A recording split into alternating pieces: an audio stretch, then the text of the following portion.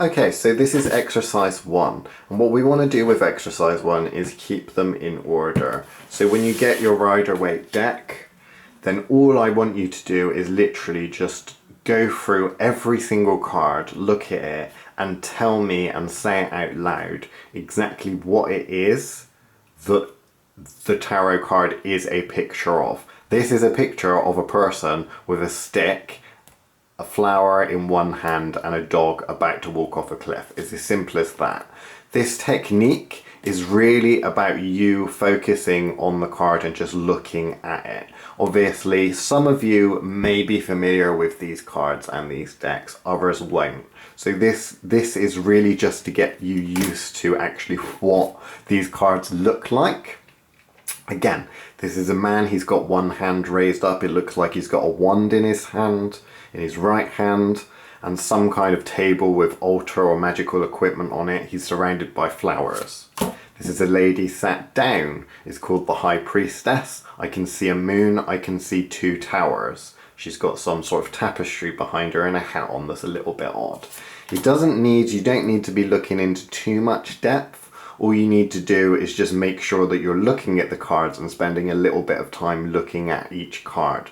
This is a lady, the Empress, that sat down. She's in some kind of cornfield out in the middle of nowhere. There's a stream running in the background. She's got a hat with lots of stars on and some kind of scepter in her right hand. You see, you just go through each one. If you don't have your tarot cards and you want to just look at the ones that I've got, then do this now as I'm going through slowly. But I'm going to talk to you as I'm going through them. It's really just a case of getting to know the cards. We normally keep them in order for the first couple of exercises because otherwise it tends to overcomplicate them. And again, it's not so much a case of trying to see anything special within the cards. It's really just a case of actually looking at them. This man is in a box and there's some sort of weirdo creatures in front of him and castles behind. It's not got to be anything too overly dramatic or anything like that. You don't need to start really trying to understand what the symbology, like why has she got an infinity symbol on her head. You don't really care about that so much. At this point we are literally just looking at the details in each card very, very slowly, getting to know them. There we go. Death's a card that a lot of people are scared of, but it is a card at the end of the day. It's just a piece of paper with an image printed on it. Temperance, the Devil card, another card that seems to scare people, and the Tower, another scary kind of symbol.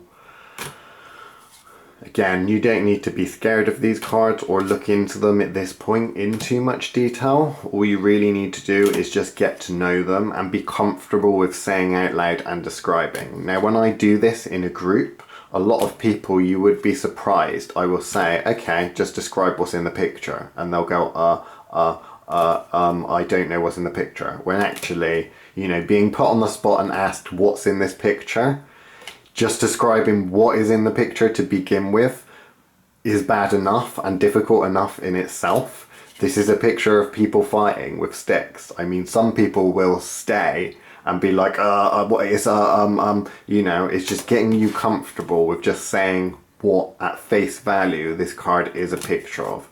A bunch of sticks. You know, a man hiding behind a stick looking somewhat shady. You know, these cards can be quite archetypal, and you'll find that perhaps some mysteries and things like that you'll associate with them or will reveal themselves to you. But at the moment, all we have to do is we have to get to the point of being able to describe things that we see in these cards. Now we could, next we'll do the word association game in the next video, which is a real fun one to play. But at the moment, again, it's just a case of looking. There's a bunch of cups. It's in some smoke. There's a man looking at them. I can see a couple of different things. I'm not quite sure what that is. Looks like some sort of dragon. That's something underneath some sort of handkerchief or something. There's a picture of someone's head. You know, you've not got to be looking into too much detail in the cards. It's literally just a case of reading, not reading, of just saying what they are at face value.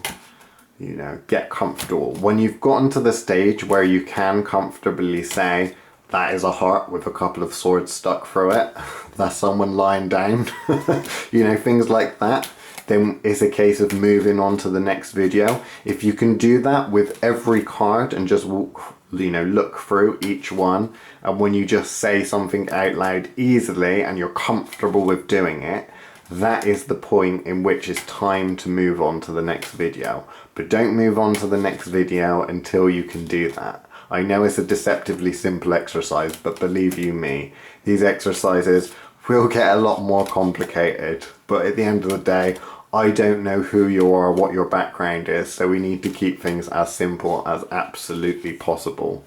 And yes, the skill that you are learning here is the confidence to say out loud what you're actually seeing.